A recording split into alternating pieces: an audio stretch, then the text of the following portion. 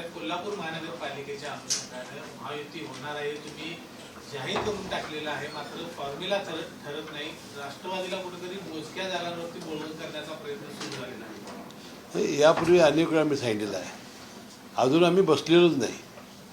त्यामुळं जागा किती आहेत त्याच्यावर काही चर्चा झालेली नाही. आणि मी अनेक वेळा सांगितलेलं आहे की राष्ट्रवादी काँग्रेस पक्ष हा गेली 20-25 वर्ष महानगरपालिकेच्या सत्तेमध्ये आहे. आज आमच्याकडं डझनभर महापौर आहेत, माजी डझनभर उपमहापौर आहेत, डझनभर स्टँडिंग कमिटीचे चेअरमन आहेत, अनेक माझे नगरसेवक आहेत. त्यामुळं आता दोन्ही पक्षांची जे आमची बैठक आहे त्यामध्ये फॉर्म्युला अद्याप ठरलेला नाही. फॉर्म्युला ठरल्यानंतर आम्ही तुम्हाला कळवू. मात्र असा एक फॉर्म्युला समोर आलेला आहे की 33 भाजप, 33 शिंदेची शिवसेना आणि 15 राष्ट्रवादी. कुठेतरी हा फॉर्म्युलावरती सुद्धा एक कशाला 40-40च ती दोघं घेऊ देत ना. साहेब, राज्यात अनेक ठिकाणी काही ठिकाणी खरं दोन्ही राष्ट्रवादी एकत्रित निवडणूक लढवायच्या अशा पद्धतीने काही चर्चा सुरू झालेल्या आहेत. कोल्हापूर जिल्ह्यात देखील इचलकरंजीमध्ये देखील अशा पद्धतीने काही चर्चा सुरू असल्याचं समजते. तशा काही चर्चा झालेल्या आहेत का? नाही, काल मी आणि राहुल आवाडे आणि प्रकाश आवाडे साहेब बसलो होतो. आम्ही आमच्याकडं संभाव्य जे उमेदवार आहेत, आता ज्याप्रमाणे मी कोल्हापूरला तुम्हाला सांगितलं त्याप्रमाणे इचलकरंजीतसुद्धा आम्ही एक वेळ 29 नगरसेवक राष्ट्रवादीचे आणले होते, एकदा जवळजवळ 20 आणले होते. म्हणजे असे अनेक वेळा आम्ही इचलकरंजीच्या सत्तेमध्ये होतो. आता आम्ही किती आम्ही संभाव्य उमेदवार देऊ शकतो याची लिस्ट आम्ही काल बाबासाहेब पाटील आमचे जिल्ह्याचे अध्यक्ष यांनी हळवणकर साहेबांनी दिलेली आहे, माजी आमदार, आणि मी स्वतः आवाडे साहेबांनी दिलेली आहे. त्यांनी आज आम्हाला संध्याकाळपर्यंत आम्ही काय करू शकतो याची साधकवादी चर्चा झाल्यानंतर मग सीटवर आम्ही चर्चा करू. पवार साहेबांच्या राष्ट्रवादीशी काही तिथे चर्चा सुरू नाही, आज तरी माझ्याबरोबर काही ती चर्चा नाही. आज युतीवर आमची चर्चा सुरू आहे. खरं तर परवा एक कार्यक्रम झाला त्यामध्ये तुम्ही जवळपास अधिक फरास यांची उमेदवारी आहे ती जाहीर करून टाकलेली आहे. असे किती प्रभाग आहेत? मी जाहीर केलेलं नाही. राजेश क्षीरसागर आमदार आणि विजय जाधव हे भारतीय जनता पक्षाचे अध्यक्ष तिथं उपस्थित होते. ते दोघेही त्या कार्यक्रमाला आलेले होते आणि दोघांनी सुद्धा भाषणामध्ये बाबा इथला उमेदवार हा राष्ट्रवादीला उमेदवार आहे असं सांगण्याचा प्रयत्न केल्यावर मी त्याचा पुनरुच्चार केला. कोल्हापूर महानगरपालिकेमध्ये भाजपकडून जवळपास 45 जागा आम्हाला मिळायला पाहिजे अशा पद्धतीचा दावा केला जातोय. उरलेल्या जागा दोन्ही पक्षांमध्ये मी सांगितलं आणखी वरती राष्ट्रवादीला त्या ठिकाणी जागा दिल्या जातील. मी तुम्हाला आत्ताच सांगितलं की 41-41 ते दोघं वाटून घेऊ देत. 40-41 काही अडचण नाही आमची. ते आता काय करणार ते आता आज सांगा. किती जागांची आपण मागणी केली किंवा अपेक्षा किती साधारण? 25 ह्या जागा आम्हाला मिळायला पाहिजे असं आमचा. त्यावर तडजोड नाही झाली तर मग काय भूमिका असणार आहे? नाही, तडजोड नाही झालं तर काय करायचं आता लगेच कसेल सांगू मी. 25 जागावरती ठाम असणार. 25 जागा आमची मागणी आहे. दुसरीकडे राज्याच्या पातळीवर आपण बघतोय माणिकराव कोकाटेंना राजीनामा द्यावा लागलेला आहे. वर्षभरामध्ये 2 मंत्र्यांना तर पक्षाच्या राष्ट्रवादी काँग्रेस पक्षाच्या दृष्टीने दुर्दैवी घटना आहे. वास्तविक धनंजय मुंडे साहेबांचा जो राजीनामा झाला त्यावेळी ते कशात काय आरोपी नव्हते, काय नव्हते, परंतु एक परसेप्शन त्यावेळेला झालं आणि त्यामुळं त्यांना राजीनामा देण्याचा आदेश आमच्या श्रेष्ठीने दिला. आणि आता कोकाटे साहेबांची जी घटना ही 1985 सालची आहे.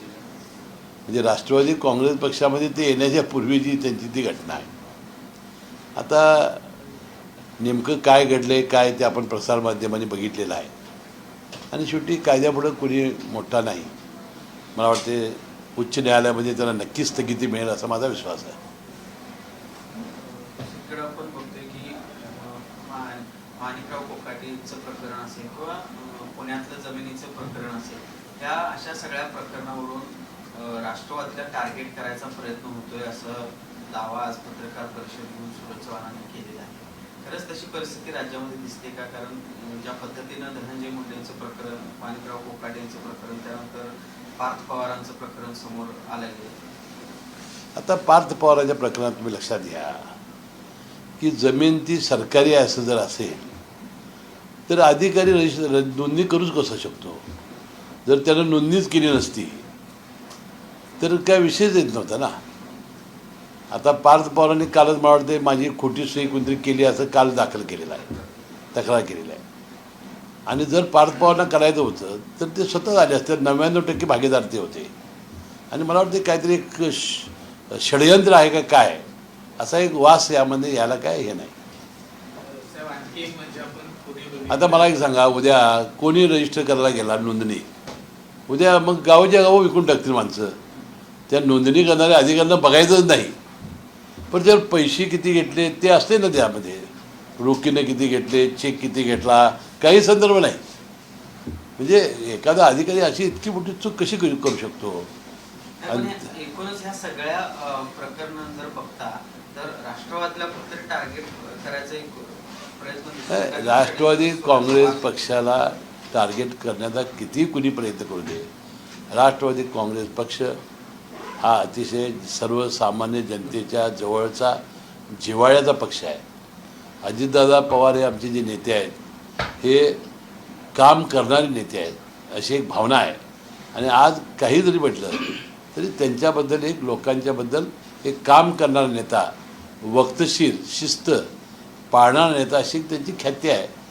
आणि त्यामुळं मला वाटतं राष्ट्रवादी काँग्रेस पक्षाने किती टार्गेट केला तर जनतेच्या मनावर हे राष्ट्रवादी पक्ष हा अधिराज्य करतो आहे माझा नक्की माहिती आहे. राष्ट्रवादी काँग्रेस पक्षाला टार्गेट करण्याचे 2 उदाहरणं म्हणजे पुण्यामध्ये तर भाजप आणि शिवसेना एकत्र लढते, मुंबईमध्ये पण नवाब मलिकांचं नाव सांगून त्या ठिकाणी राष्ट्रवादीबरोबर चर्चा होणार नाही अशा पद्धतीने. म्हणजे एक प्रकारे महायुतीमध्ये देखील राष्ट्रवादीला म्हणजे महायुतीतलेच पक्ष राष्ट्रवादीला टार्गेट नाही, करतात. पुण्यामध्ये चिंचवडमध्ये स्वतः मुख्यमंत्र्यांनी जाहीर केलं की बा पुणे आणि पिंपरी चिंचवडमध्ये 2च पक्ष आम्ही प्रबळ आहोत, भारतीय जनता पक्ष आणि राष्ट्रवादी अजित पवारांचा गट. त्यामुळं आम्ही जर युती जर केली तर अनेक बंडखोर तयार होतील आणि त्याचा फायदा विरोधी पक्षाला होईल. म्हणून या दोन्ही ठिकाणी आम्ही वेगवेगळे लढणार आहोत. आता राहिला मुंबईचा प्रश्न. मला वाटते मुंबईच्या प्रश्नाबद्दल चर्चा सुरू आहे. मला वाटतं त्यावरून मार्ग निघेल असं मला वाटते.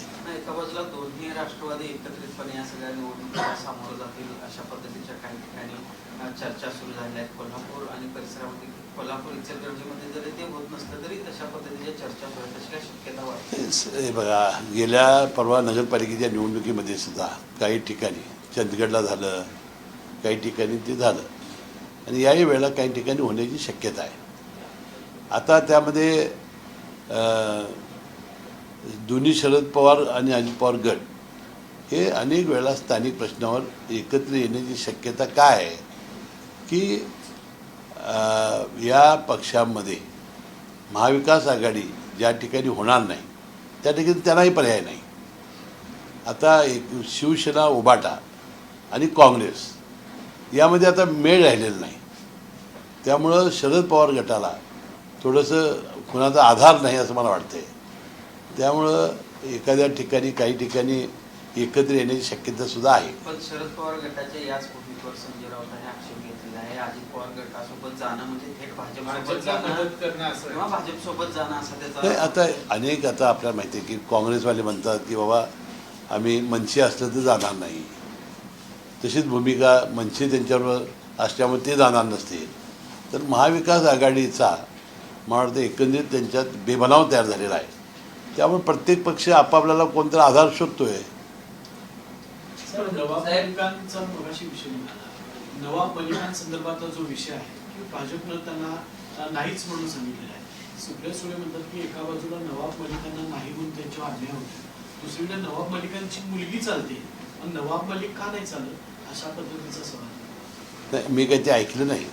तर त्याबद्दल अजितदादा पवार, प्रफुल्लबाई आणि सुनील तटकरे साहेब मुख्यमंत्र्यांशी चर्चा करतायत.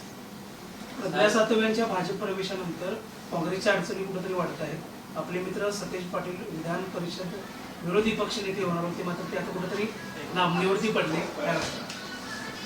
नाही, मी आज काही वाचलं आणि प्रज्ञा सातव या म्हणजे किती काँग्रेस पक्षावर लोकांचा विश्वास राहिला नाही बघा. 5 वर्ष त्यांची आमदारकी शिल्लक आहे तरीसुद्धा त्या राजीनामे देऊन भाजपमध्ये जात आहेत. आता तो नंबर विरोधी पक्ष नेत्याचा कमी करण्यासाठी जात आहेत असं आज मी वाचलं.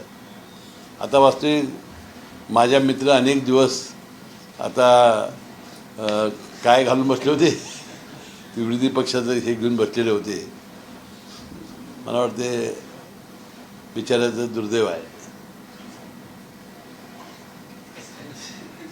महापालिका संदर्भात मित्राशी काही बोलणी नाही, आता ते आमचं तुटलेलं आहे, दोरी तुटलेली आहे. जनस्वराज्य पक्षाचे काही आता कोल्हापूरच्या संदर्भात काही त्यांच्याशी बोलणी चालू आहेत किंवा काय? आज वर्तमानपत्रामध्ये वाचलं, पहिल्या बैठकीत काय आमचे ते नव्हते. आता त्यांची इच्छा जनस्वराज पक्षाची झालेली आज दिसते वाचल्यावर. बघू आज बैठकीला ते येतात काय. बैठकीला साहेब निमंत्रण नसल्याचं कळते आणि त्यामुळे ते येणार नाहीत असं कळतं. आता आमचा मोठा भाऊ आहे भारतीय जनता पक्ष, त्यांनी निमंत्रण द्यायचं आहे. त्यांच्या ते पोटात आहेत. नगरपालिकांचं मतमोजणी 21 तारखेला काय वाटते? कारण जिल्ह्यात अनेक नगरपालिका, राष्ट्रवादी एक नंबर, कागल नगरपालिका, राष्ट्रवादी जिल्ह्यामध्ये एक नंबर.